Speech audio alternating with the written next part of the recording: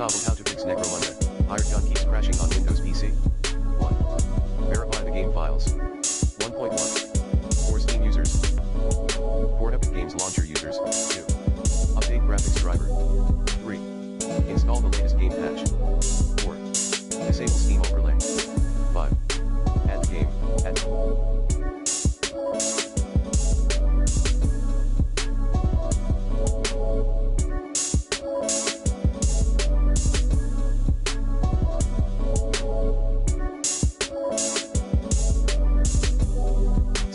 /users /user ID /app data /local /strayumon /acromunda /save games or Steam folder /steam app /compat data /1222370 /pfx / as an exception to your third-party antivirus software.